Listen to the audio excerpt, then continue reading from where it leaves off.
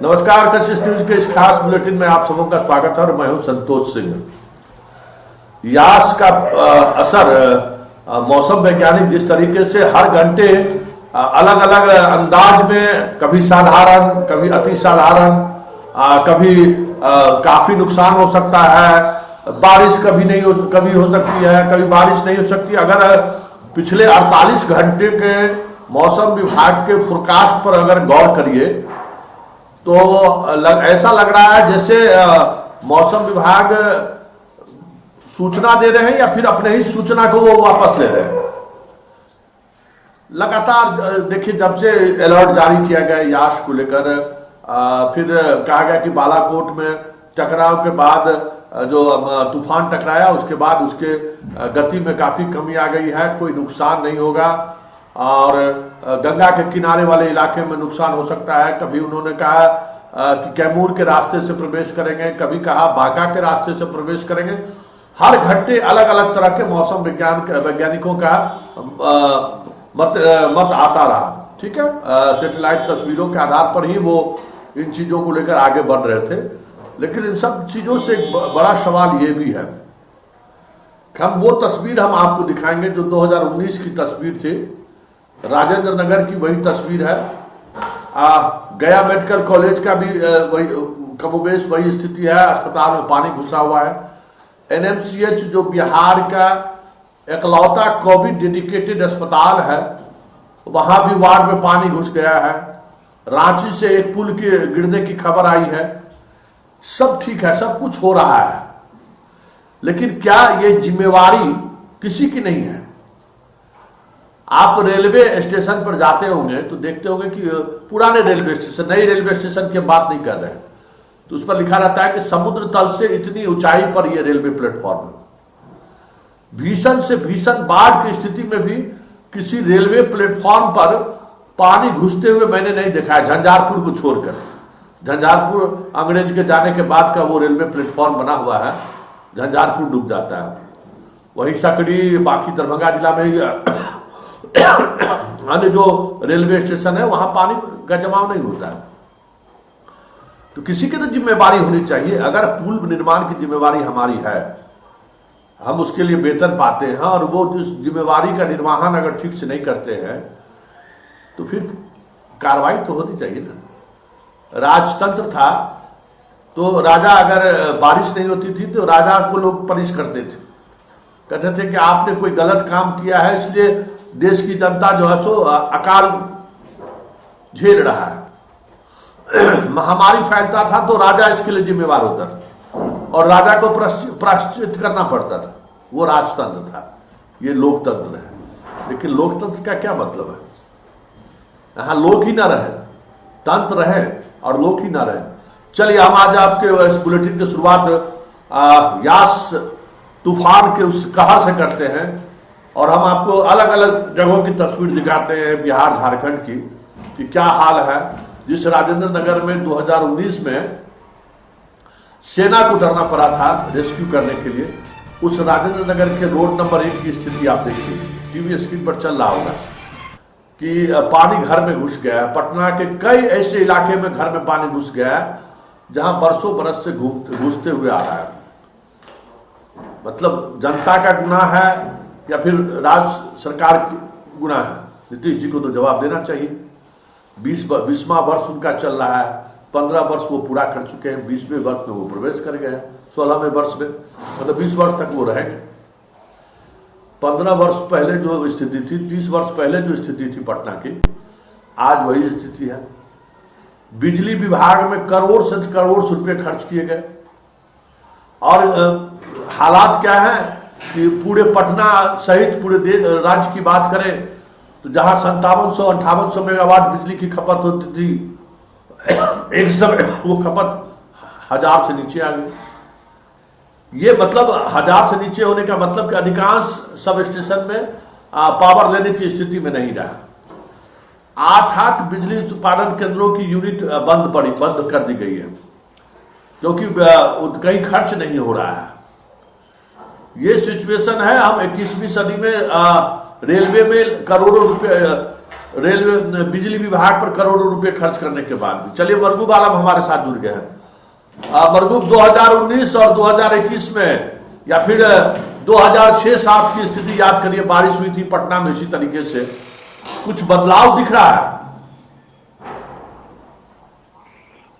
देखिए संतोष जी, कल लगभग दोपहर के बाद से ही आपको ये पता है, आप भी देख रहे हैं कि पटना में लगातार बारिश हो रही है, याद तूफान का असर है। हालांकि पूरे बिहार में हो रही है। रात भर लगातार पानी हुई और आज सुबह से लगातार कशिश की टीम लगी थी।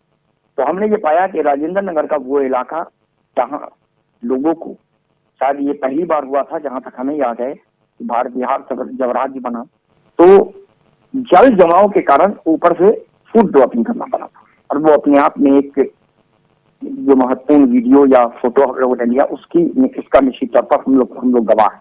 आप भी लगातार उस पूरे जल जमाव के खबर में लगातार पानी के बीच कवरेज दे रहे थे, हम भी दे रहे थे, हमारे सभी साथी।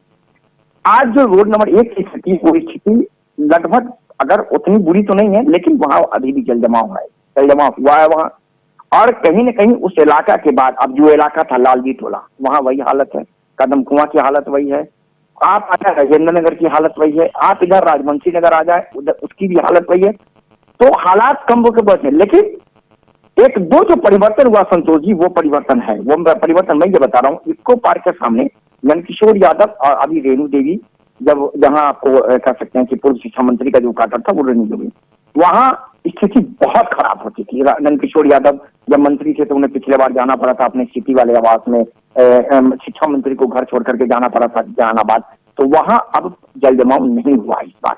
बस परिवर्तन यही है, क्योंकि पौष इलाका है, यहाँ इसका मतलब है कि नाली उड़ाई का काम हुआ है। लेकिन उन इलाकों में जो नगर निगम के आयुक्त का दावा था आज से 4 दिन पहले, जो हमने लिया था, जो हमने खबरें भेजी थी, वो था कि जल जमाव नहीं होगा। लेकिन उनका ये कहना जरूर था कि अगर लगातार पानी होगा तो पानी निकलने के बाद भी कि कई इलाकों में जल जमाव हो सकता है। हमने शाम पाउस चालू कर दिया है। लेकिन अभी जो राजेंद्र नगर की अगर बाद देखिए, कल शाम से अगर आप पानी कर लेंगे तो बहुत तेज पानी नहीं हुई है। अगर जो पानी बहुत तेज होती है बरसात में, अगर वैसी होगी तो हालात बहुत गंभीर होंगे, ये बात मान लीजिए संतोष जी। क्योंकि जब पानी रात भर स्पीड बहुत कम थी तब यह हालत है, तब पूरा रोड डूब गया, लोगों के दरवाजे तक पानी चला गया। तो अब ये स्थिति अगर तेज पानी होगी तब हालात क्या होंगे। फिलहाल मौसम विभाग ने कहा है कि दोपहर के बाद, शाम के बाद पटना में बारिश होगी और ये लगातार कल सुबह तक चलेगी। ये तो देखना पड़ेगा। आपने बिल्कुल सही कहा कि मौसम विभाग का जो भविष्यवाणी है वो लगातार हर घंटे बदल रहा। मैं आपको बार बार आपने भी बिल्कुल सही कहा, मैं ये चीज पिछले 2 दिनों से रीड कर रहा हूँ। मौसम विभाग ने कहा था कि 76% जगहों पर अति बारिश होगी, लेकिन अगर आप उठा के देखेंगे तो वैसी स्थिति बिहार में नहीं है। अति बारिश होती तो पटना के कई इलाके, कई घर जलमग्न हो गए होते। हालात नहीं। आप देखिए शाम के बाद का उनका जो अलर्ट है वो यही है कि पटना सहित कई इलाकों में बरसात फिर शुरू होगी और वो बरसात निश्चित तौर पर रात में चलेगी। तो कहीं ना कहीं संतोष जी कहा जा सकता है कि हालात कम में बेश वही है, हालात में बहुत परिवर्तन नहीं है। चूंकि पानी बहुत कम हुआ तो चूंकि पानी कम लगा, लेकिन पानी जैसे ही बरसात का अगर पानी होगा, जिस तरह से पटना में 3-4 दिन पानी हुआ था पिछले बार, जो हालात खराब हुए थे, तो फिर हो सकता है हालात वही हो जाए। तो आखिर ये सवाल ये है कि आखिर इतने सिस्टम लगाने के बाद नाला उड़ाही का दावा किया जा रहा है। बिहार की क्या स्थिति थी और है, खास करके यास तूफान के बाद। हालांकि पटना में अभी बारिश लगभग बंद है, कुछ इलाकों में बारिश नहीं हो रही है, कुछ इलाकों में अभी भी बारिश हो रही है। बिहार के अन्य हिस्सों में क्या स्थिति है, इसको समझने के लिए हम पूर्णिया चलेंगे अपने संवाददाता के पास, गोपालगंज चलेंगे अपने संवाददाता के पास, कैमूर चलेंगे अपने संवाददाता के पास। मतलब बिहार के अलग अलग हिस्से, दरभंगा चलेंगे अपने संवाददाता के पास। अलग अलग हिस्सों के में अलग अलग हिस्सों से जो हमारे रिपोर्टर हैं उनसे हम बात करेंगे। न्यूज रूम में करिश्मा मौजूद है। करिश्मा, फिलहाल मौसम विभाग का जो फोरकास्ट आ रहा है, एक अच्छी खबर यह है कि पटना एयरपोर्ट से लगभग 24 घंटे बाद उड़ान की अनुमति दे दी गई है। कुछ फ्लाइट टेक ऑफ भी किया है और फ्लाइट आने की भी सूचना है। 24 घंटे तक कल से ही ये प्रभावित रहा। मौसम विभाग के फोरकास्ट के बाद लैंडिंग को पूरी तरह पर बंद कर दिया गया था, लेकिन आज मौसम विभाग ने के अधिकारियों के बात होने के बाद एयरपोर्ट को खोल दिया गया। करिश्मा, आपके पास क्या अपडेट है यास चक्रवाती तूफान को लेकर? जी बिल्कुल, देखिए जिस तरह से यास तूफान के कारण लगातार पटना में बारिश हो रही थी और अभी भी बारिश होगी और बारिश अभी भी मध्यम वर्ग की बारिश हो रही है, तेज हवाएं चल रही है, वही मौसम में ठंडापन भी देखा जा रहा है। तो जिस तरह से मौसम विभाग ने 30 मई तक बिहार में अलर्ट जारी किया है यास तूफान को लेकर, तो इसका असर देखने को मिल रहा है। लेकिन जिस तरह से मौसम विभाग का कहना है कि बिहार में अगले 48 घंटे से लेकर 72 घंटे तक ये असर बरकरार रहेगा। इसी तरीके से मध्यम बारिश के साथ तेज बारिश भी होंगी, हवाएं भी चलेंगी और कई जगह से ये भी बातें सामने रही कि ठंड का गिरने की भी संभावना जताई गई है मौसम विभाग की तरफ से। लेकिन जिस तरह से बात की जाए तो 10 किलोमीटर प्रति घंटे की रफ्तार हो गई है, तो इस वजह से मौसम विभाग का कहना है कि इससे जानमाल का अधिक नुकसान नहीं होगा। लेकिन बिहार के कई जिलों में बारिश भी देखी जा रही है और कई जगह तेज हवाओं के कारण विशाल पेड़ भी गिरे हैं। तो जिस तरह से बिहार में लगातार बारिश हो रही है, अगर पटना की बात की जाए तो जिस लगातार बारिश हो रही है, बारिश की वजह से कई इलाकों में जल जमाव की स्थिति भी उत्पन्न हो गई है और लोगों के घरों में पानी भी घुसना शुरू हो गया, इससे लोगों को काफी परेशानी भी हो रही है। लेकिन इस बीच बिहार में अगले 48 से 72 घंटे तक यह असर बरकरार रहेगा। इसको लेकर मौसम विभाग ने अलर्ट जारी किया। मौसम में ठंडापन देखी भी जा रही है, तेज हवाएं चल रही है और हालांकि अभी भी ये बारिश से हो रही है और ये 30 मई तक इसका असर बरकरार रहेगा, बिहार में देखने को मिलेगा। चलिए, बहुत बहुत धन्यवाद। हमारे साथ करिश्मा न्यूज़ रूम से जुड़ी हुई थी। अब हम सीधे चलते हैं गोपालगंज। बिहार के जो सीमावर्ती जिले हैं उन जिलों से हम जानकारी लेना चाहेंगे कि क्या स्थिति है। मंगेश, सीधा सवाल, यास तूफान का क्या असर है आपके गोपालगंज में? सर जी, मैं बता दूं कि 48 घंटे से लगातार बारिश हो रही है, कहीं टीन छाप उड़ रहा है, अभी स्थिति अस्त व्यस्त हुए है, सभी लोग अपने घरों में डूबते हुए हैं। काफी ठंड और हवा के चलते सभी लोग घर में डूबके हुए हैं। जी, बारिश की क्या स्थिति? अभी बारिश हो रही है या सामान्य स्थिति है? हाँ जी, मैं बता दूं कि लगातार बारिश रुक रुक के कभी तेज कभी कम लगातार बारिश हो रही है। बारिश से काफी ठंड हवा भी लोगों को लग रही है, सभी लोग घर में ही लुके हुए हैं, छिपे हुए हैं। जी, चलिए, बहुत बहुत धन्यवाद। हमारे साथ गोपालगंज से संवाददाता हमारे जो जब चाहेंगे पूर्णिया, एक बॉर्डर से दूसरे बॉर्डर पर चलेंगे, पूर्णिया चलेंगे, लेकिन पहले एक छोटा सा ब्रेक ले लेते हैं। ब्रेक के बाद एक बार फिर से स्वागत है और हम यास तूफान की बात कर रहे हैं। चलेंगे हम किशनगंज और किशनगंज से रिपोर्टर से समझने की कोशिश करेंगे कि यास तूफान का क्या असर है। और बिहार में अभी जो अलग अलग जिलों से खबरें आ रही हैं, हाजीपुर से खबरें आई है कि केला के फसल को बहुत ही ज्यादा नुकसान हुआ है, लीची का नुकसान मुजफ्फरपुर से खबरें आ रही हैं। सबसे ज्यादा अगर नुकसान किसी एक क्षेत्र में हुआ है तो वो सब्जी की खेती में। सब्जी की खेती करने वाले किसान को खासा नुकसान हुआ है और हम चाहेंगे कि किशनगंज संवाददाता से अगर हमारे संपर्क हो चुका हो तो किशनगंज संवाददाता से हम ये जानना चाहेंगे कि सीमांचल के इलाके में फिलहाल यास तूफान का कितना असर देखने को मिल रहा है।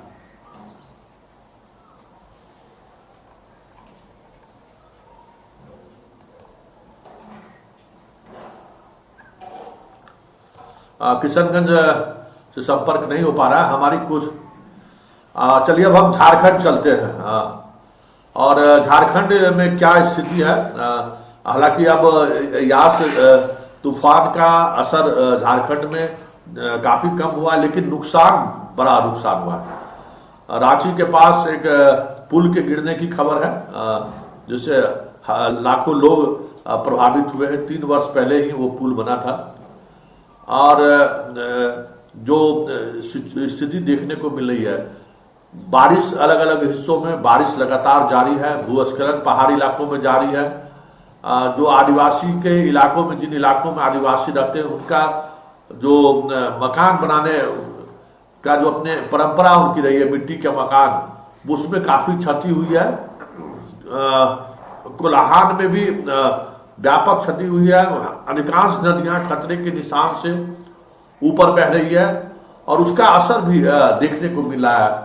कई इलाकों में शहर में पानी प्रवेश कर गया है और प्रशासन लगातार मॉनिटरिंग कर रही है कि कोई बड़ा हादसा ना हो सके, क्योंकि अचानक कई नदियों का में पानी के बढ़ने की वजह से जो निचले इलाके में जो लोग रहते हैं उन इलाकों में पानी प्रवेश कर गया। गुंडू से हमारे साथ जुड़ चुके हैं रिपोर्टर, जरा उनसे जानना चाहते हैं कि ये पुल कैसे चले। तो संदीप रांची, संदीप अगर हमारे साथ जुड़ गए हों तो हम संदीप से समझना चाहेंगे कि संदीप पूरे रांची का क्या स्थिति है और रांची के संदर्भ में क्या डेवलपमेंट है, अभी क्या स्थिति। हालांकि बारिश बंद है वहां भी, लेकिन बिजली आपूर्ति व्यवस्था के चरमराने की खबरें आई, जो खास करके पहाड़ी इलाकों में जो आवागमन के सुचारू रूप से नहीं चल पा रही है, ऐसी खबरें आई। नुकसान झारखंड में भी काफी हुआ है। इन सब नुकसान क्या खास है, जरा ये समझने के लिए हम चलेंगे संदीप के पास। रांची से हमारे रिपोर्टर संदीप जुड़ चुके हैं। संदीप, क्या स्थिति है यास जो आपके यहाँ तूफान आया है, उस तूफान, हालांकि अब उसका प्रभाव झारखंड में काफी कम हो गया है, लेकिन 24 घंटे से अधिक समय तक बड़ी तबाही मचाई है झारखंड में यास तूफान ने। फिलहाल क्या स्थिति है और नुकसान को लेकर आपके ठीक शहर के बगल में एक पुल पूरी तौर पर ध्वस्त हो चुका है, अधिकांश नदियां खतरों के निशान से ऊपर बैठ रही है, उनसे निपटने के लिए सरकार के पास क्या तैयारी है? यार, तो चक्रवाती तूफान की बात करें तो लगातार बारिश के कारण कई क्षतिग्रस्त हुए हैं पूरे झारखंड में। कई पुलिया बह गई है जो बुंडू, रांची से मात्र 30 किलोमीटर दूर बुंडू है, वहां पे एक पुल का निर्माण लगभग 1.25 करोड़ की लागत से हुआ था। वह पानी में कर सकते हैं उसका एक हिस्सा ढह गया है। और इसके अलावा यदि पूरे झारखंड की बात करें तो जल जमाव की स्थिति है, नदियां जो है वो उफान से है, क्योंकि यदि जिस तरह से बारिश हुई है लगातार 1.5 दिन, तो इतनी बारिश कर सकते हैं 20 वर्षों में कभी नहीं हुआ था झारखंड में। और लगातार जो बारिश हो रही थी, अब भी जो मौसम है कर सकते हैं थोड़ा जरूर राहत मिली है बारिश से, पर धीरे धीरे जो मूसलाधार नहीं पर धीरे जो वर्षा है वह हो ही रही है। तो कहीं ना कहीं आज तक इसका असर झारखंड में देखने को मिलेगा चक्रवाती तूफान का। हालांकि जिस तरह से तीव्र गति से पहले जो बारिश हो रही थी उसमें कहीं ना कहीं जरूर रोकथाम हुई है और सरकार की तरफ से भी जो टीम बनाई गई थी इससे निपटने के लिए एनडीआरएफ की टीम रांची में तैनात किया गया था ताकि किसी बड़ी दुर्घटना ना हो सके कहीं। वहीं जो सड़क या फिर बिजली की तारें टूटी हैं उनको बिजली विभाग की ओर से बनाई जा रही है। नगर निगम लगातार कैंप करके यहाँ पे जल जमाव की स्थिति उत्पन्न हुई है उसे ठीक करने का काम कर रही है। बहरहाल बहुत जो नुकसान हुआ है वह विद्युत विभाग का जो तार गिर गए हैं या पोल गिर गए हैं, तो उसमें लगभग कम से कम कर सकते हैं 35 से 40 लाख रुपए तक का नुकसान जरूर हुआ है जो अभी तक का आंकड़ा है। हालांकि जो पेड़ गिरने से जितनी भी समस्याएं रोड पे हुई थी उसे नगर निगम या फिर जो आपदा प्रबंधन विभाग की तरफ से उसे काट के हटा दिया गया है और आवागमन लगभग सड़कों पे चालू हो गई है।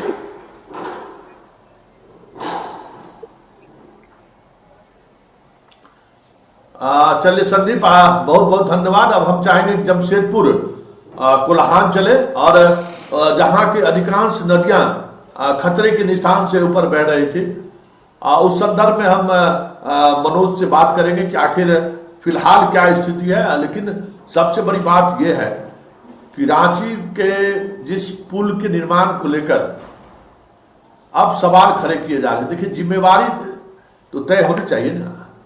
उस पुल के निर्माण में उन आदिवासियों का भी योगदान है जो पीठ पर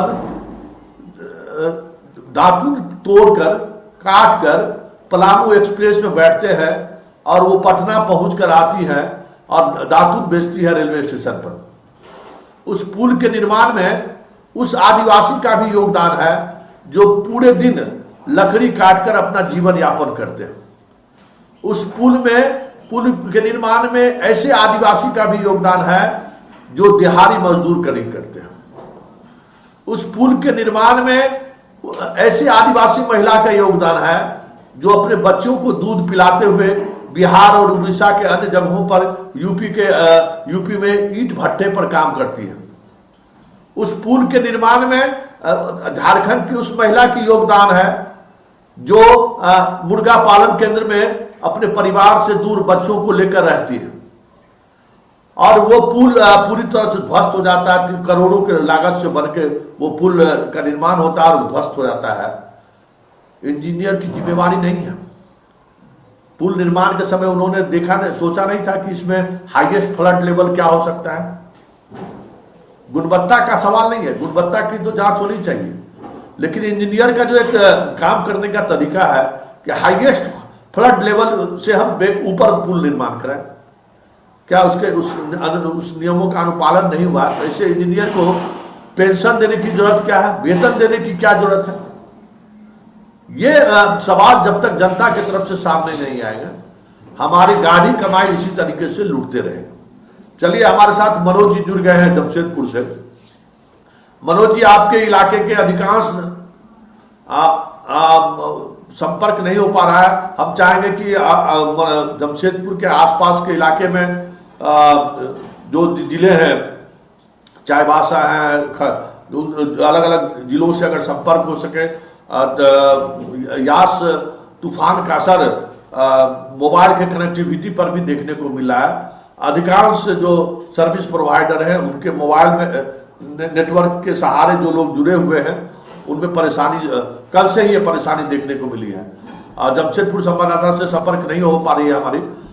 चाईबासा संवाददाता से अगर हम चाहेंगे कि हमारे पीसीआर के संजय जी अगर चाईबासा या आसपास के इलाके के अगर किसी रिपोर्टर का अगर फोन लगता है तो हम उनसे समझने की कोशिश करेंगे कि फिलहाल यास तूफान की क्या स्थिति है, क्या नुकसान हुआ है, और खास करके जो नदियां जलस्तर अचानक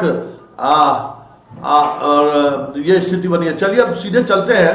स्वास्थ्य मंत्री का प्रेस कॉन्फ्रेंस चल रहा है, जरा चलते चलते आप स्वास्थ्य मंत्री का प्रेस कॉन्फ्रेंस देखें।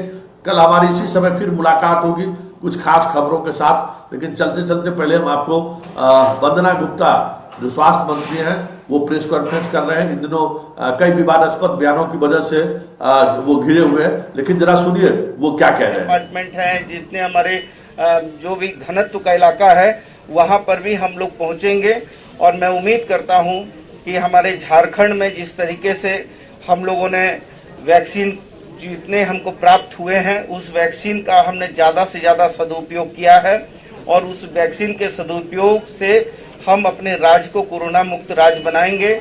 माननीय मुख्यमंत्री जी ने 1 करोड़ वैक्सीन क्रय करने का ऑर्डर भी निर्गत करवा दिया है, जो 50 लाख कोविशील्ड है और 50 लाख कोवैक्सीन है। और वो जैसे जैसे हम लोगों को प्राप्त होगी हम उतनी ही तेज गति में इसको जो है हम शिविरों के माध्यम से, सेंटरों के माध्यम से और चलंत वाहन के माध्यम से भी उसको जो है एक अमली जामा पहनाएंगे। मैं समझता हूं कि आज का दिन ये एक मील का पत्थर साबित होगा, और ये जन जन तक सरकार जो है खुद जनता के द्वार तक पहुंचकर जियो और जीने दो के नारे को बुलंद करते हुए, हम तो उस राज्य के निवासी हैं जिस राज्य में हमारा ऑक्सीजन का बहुत प्लांट है, और हमारे मुख्यमंत्री जी ने ये कहा कि नहीं, हम अपने पड़ोसी राज्यों को भी ऑक्सीजन के लाभ से लाभान्वित करेंगे, और उन्होंने कहा कि जियो और जीने दो के नारे को बुलंद किया है, और उसी तर्ज पर सरकार जो है जनता के द्वार तक पहुंचेगी और उसको इस लाभ से लाभान्वित करेगी। मैं समझता हूं कि आज का दिन बड़ा मंगलमय भी है, मनोरम भी है, और इस झारखंड की व्यथा और दर्द को दूर करने में ये मील का पत्थर साबित होगा। बहुत बहुत धन्यवाद, बहुत बहुत शुक्रिया।